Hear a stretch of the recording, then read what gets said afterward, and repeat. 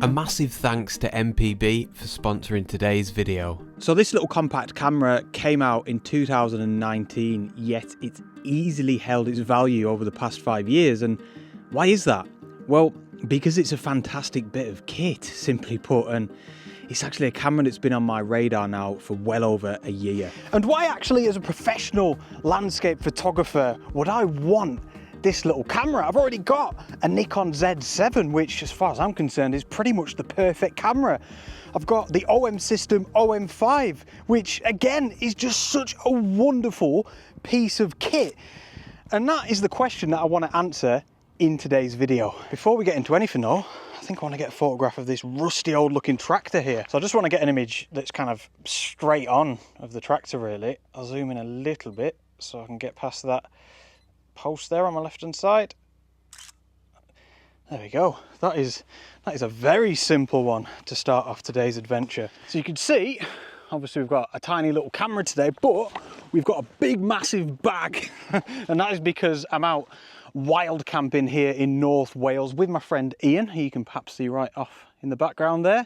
And this is going to give me the perfect opportunity to take this little camera out and photograph some landscapes. Oh, now I haven't bought this camera. I've got it on loan from MPB, or like I mentioned earlier, sponsoring today's video. If I'm being honest, I think I would have bought the camera because I'm so unbelievably impressed with the specifications of the camera. But you know yourselves, the specs are just that, like they're not that important. It's the real world use that means so much to me. And yeah, I'm so grateful to MPB. I feel so privileged to be able to lend this for a couple of weeks. So let's quickly go back to the question I asked earlier. I'm a pro landscape photographer of 5 years now, and I'm generally really happy with the cameras and lenses that I already own. So why would I even entertain spending around £1,000 for this little thing? Well, the first reason is by far the most important. And that is quite obviously portability. This is 80% of the reason why this little camera appeals to me so much. I love my Nikon, I love my Olympus camera, but you know, for certain situations, I'm thinking more like traveling and stuff. If I can have something smaller that does the same or a similar job, then I will take that all day long. So I'm going to take a photograph here and get a look where the camera is. It's just in this little pocket here. So I'm going to be taking a shot here, no tripod, no messing about, within like 20 seconds, faff free. So I'd say there's not going to be anything particularly special about this shot. However, you know, this little adventure here is all about me sort of testing out the little RX100 here. And this is the second thing that I absolutely adore about this camera. This is something that I love about this camera before I've even got it. And that is the lens. This has got a 24 to 200 full frame equivalent lens. In terms of this, so like a 1-inch sensor, it's a 9 to 72mm. But for me, that is absolutely huge. 24 to 200mm is the main focal range on my Nikon Z7. It's my favorite lens, and it does me for like most situations. So we're taking a bit of a mountain portrait photograph, I like to call these ones, of beautiful Trefan. We are in at 189mm full frame equivalent, which for me, this is just huge. This is such a big deal to be able to shoot at this focal length out in the mountains. There we go. 16:9 aspect ratio, 1/800th of a second, f/4.5, and ISO is just on 100. Now this sort of focal range that we've got, 24 to 200mm, also unfortunately does bring me onto my first reservation with this camera. And that is simply that 24mm, although it is fairly wide to be fair, isn't ultra wide. And I love wide angle photography as well, especially out on the coast. I love using my 14 to 30mm with my Nikon Z7 and my 7 to 14 with my Olympus, you know, and I just won't have that opportunity if I've only got this camera. But I mean, look, let's face it, you can't expect miracles. And I think I would prefer to have the option on the longer end. Now there's something else that I love about the little Sony RX100 Mark VII, and a camera not having this isn't a deal breaker for me, but look at this. It's got a viewfinder. It's got a viewfinder. This, I don't need to talk about this that much. It's probably not that much of a big deal to a lot of people, but for me, a lot of you will know, I was shooting with a little Canon G9X a little bit, going out running and cycling with it. And it didn't have a viewfinder, and it's not the end of the world, you know, LCD screen's fine, but I'd say I'm a bit of a hybrid. I like to use both, but I just don't really like being without a viewfinder. And again, in such a small package, for me, this was just such a really big, pleasant surprise, actually, to know that it's got a viewfinder. So I'm going to grab an image. We're actually, myself and Ian are going to set up our tents in a second. We found a fairly decent spot here that's quite flat. It's a little bit exposed and the wind's picking up, but beggars can't be choosers. We're here now. But yeah, these hills right off in the distance there. I was going to take a shot. You can maybe see the beautiful little stile there. I was going to use him in the foreground, but I don't want to overcomplicate it. I want to zoom in to these beautiful hills, these contours. It's just purely a photograph of light and shadow. And this is also going to give me a good opportunity to talk about another thing. I think this is like the fourth thing now that I really am impressed with this camera. So generally when I shoot in Aperture Priority mode, I usually have it on auto ISO. So I'm actually going to switch it into manual now because I want to have control of the ISO. I don't want it to be flying up because obviously it's got a little bit darker. But yeah, this is a really beautiful scene looking back to all of these contours, these hills. Again, so much beautiful light and shadow. And I'm zooming into actually right in at 200mm. So it's another good test of the telephoto lens as well.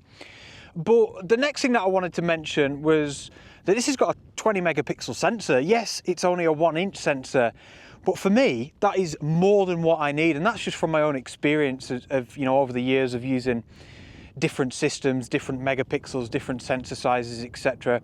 So what I'm going to do is grab this shot now, and there we go. That is the shot looking back towards the hills. Absolutely beautiful, 16:9 again.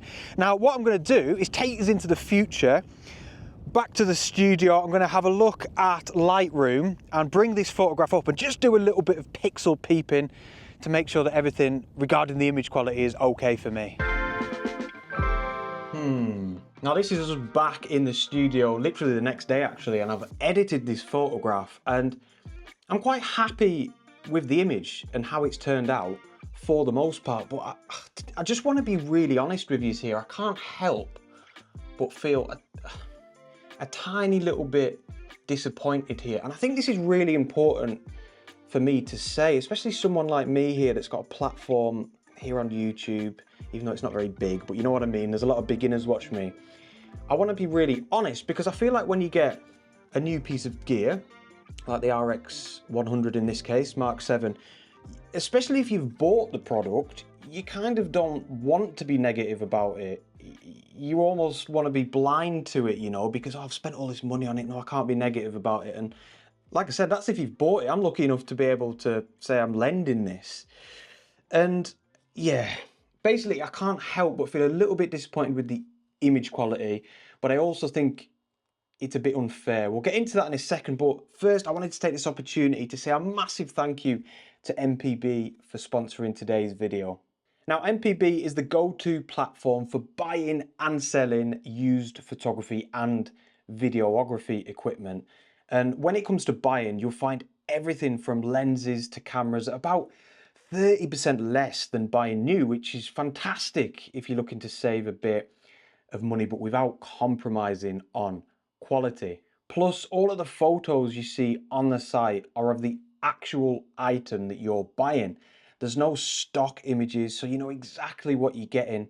And every item on MPB is carefully inspected and actually comes with a 6-month warranty as well, so you can trust the quality that you're getting. Now, as for selling, they make it incredibly easy to trade in your old kit. It's as simple as filling out a quick form, scheduling a free courier pickup, and then the money will be within your account within a few days. It's fantastic. So if you're considering upgrading your kit or, you know, just looking to offload some gear, I highly recommend checking out MPB.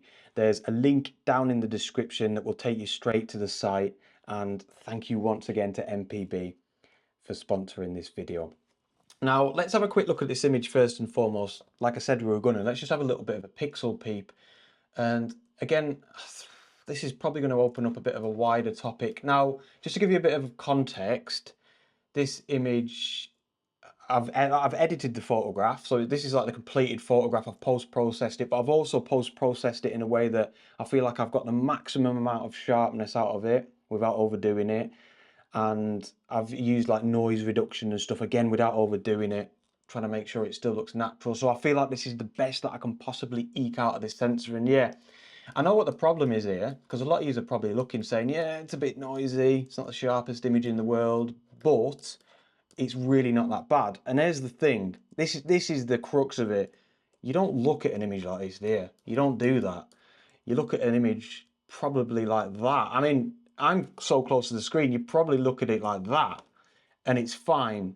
And I hate this argument. I hate getting into this mindset as a photographer, because the image quality, as long as it's not absolutely horrendous, it just really doesn't matter that much, man. It's 20 megapixels. Yes, the sensor's a bit small, like I said, but again, I can't help it. And I think the problem is, look, I'm used to shooting with my Nikon Z7, and this is what, like a 47 megapixel sensor, obviously full frame, so obviously way less noise, better image quality, especially in low light situations like this. And that's the problem, man. Comparison is the thief of joy. It actually is, though, in this case. It's kind of almost ruining my experience a little bit with the Sony, because I'm so used to having incredible image quality, very minimal noise, you know, dealing with these low light situations like it's absolutely nothing. But I still can't help but feel a little bit negative. Please comment down below. I think, again, this opens up a wider topic. I'd love to know your opinion on this. But the main thing is, like I said at the start, I want to be really honest. I don't want to be blindly optimistic like I usually am. But not about gear, because we spend a lot of money on this stuff, and yeah, I think it's important. As you can see, Ian's getting his tents out there. Good spot, mate. Happy with it? Good, yeah, awesome, mate. Yeah. I'm going to pitch up. Don't want to be right next door. Probably a bit further up here. Like you could see, it is quite flat. Just worried about how exposed it's going to be. Somewhere around here will do me. So there we go. You can see Ian off in the background. Look at that for a spot. That is beautiful. And just got to get the sleeping bag in. That is the final part. Get him in there. Little pillow down there. Look at that. And then I will get my jet boil out in a sec. Make a little bit of grub. Just got one of those little packaged meals.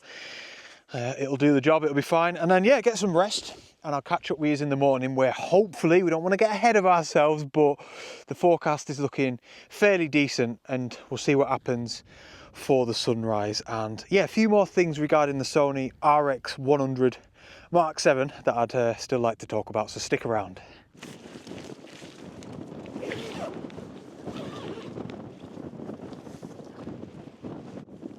Oh, good morning. Good morning, everyone. Look at this, absolutely beautiful. So we're about, actually, if you look a bit more in that direction, you can see there's quite a bit of colour over there. We're about 10 minutes away from the proper sunrise time. Had a terrible sleep, but I've prepared myself a nice coffee now, and we're going to see what happens here. We've got the Sony RX100 in the pocket down here, the jacket pocket, and yeah, I'm going to try something.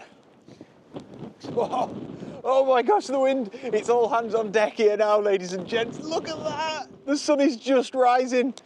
Oh, that is absolutely beautiful. So yeah, all I've been trying is some longer focal lengths again.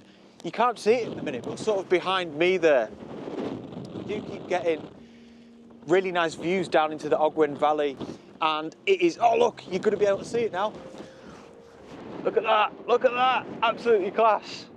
And yeah, it's just a case of waiting for this cloud to clear in the foreground, and then boom, we get a nice clear view down there. Oh, that is so cool.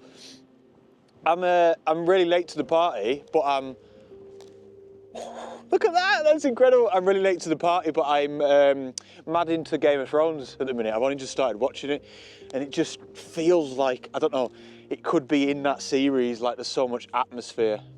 So yeah, I've just been grabbing a few shots. Again, just trying to capture that view really, zooming in slightly, just it's almost like a live crop for me. I don't want to capture the big wide scene if I don't need to, you know, I'm kind of using the focal lengths, the longer focal lengths, to eradicate a lot in the landscape and just photograph what I want to photograph really. So this looks like the best image that I've got so far, and to me it looks really good. I don't know if it's one of those where it looks good on the back of the camera on the LCD screen. Oh man, but I am pretty blown away, to be honest, at the minute with this little Sony camera.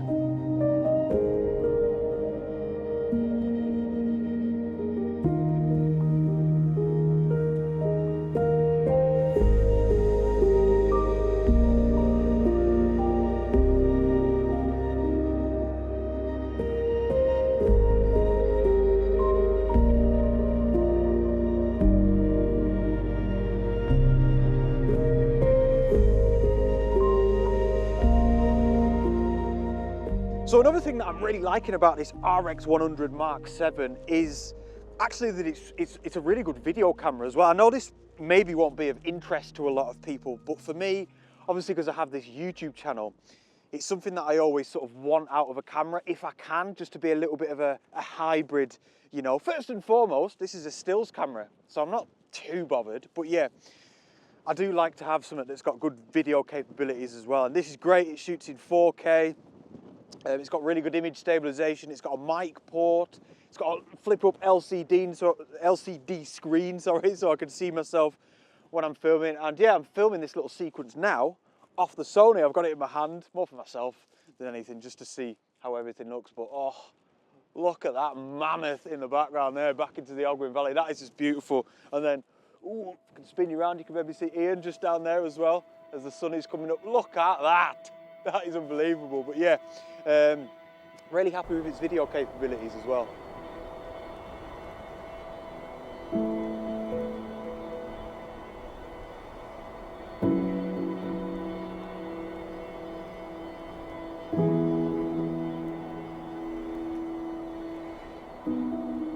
Oh, so Ian and I are battling away against this wind, but the conditions are just so incredible. It's really, really atmospheric.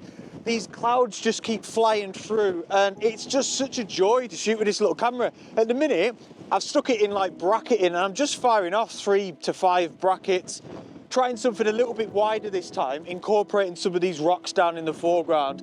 I think, because we've got some amazing light in this shot, I think this is going to be my favourite image of the adventure so far, and I'm really keen and excited to see how the Sony holds up in these. They're quite challenging, like, you know, photography conditions these are. So yeah, I am really looking forward to seeing this image.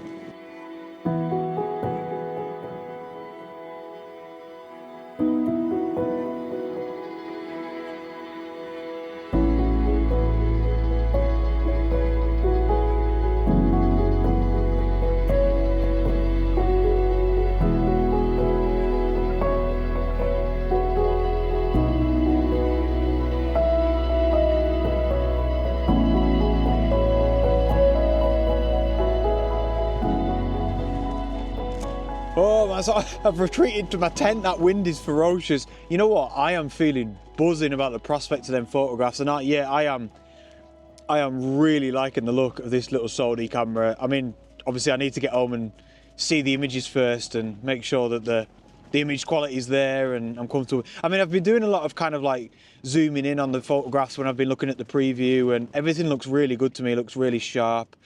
And probably going back to like the first point, just pulling it out of my pocket and pressing a button to take photographs, you know, bringing my vision to life with such ease has been brilliant. Now, there's a couple of extra reservations, and I sort of wanted your input on these if anybody's used this camera. Firstly, obviously I can't use filters. I feel as if you can maybe get something to put on the front, like maybe a thread that sticks onto it, so then you can use ND filters and polarizers. And also, this is probably, other than the lack of wide angle lens, which I spoke about earlier, which I don't think that's very fair. I would say this is quite a downer as well for me, and that's that it's not weather sealed. Obviously, being a landscape photographer, it's quite a big deal, so it just means I've got to be a bit more careful with it. You know, maybe you can get like a little mini rain cover for it or something. I don't know. Now, if you'd like to see another video of me out wild camping and taking photographs, click on this video up here. And yeah, thank you all so much for tuning in. Cheers to MPB once again, actually, for lending this to me. Absolutely class. And I'll see you all on the next adventure. out.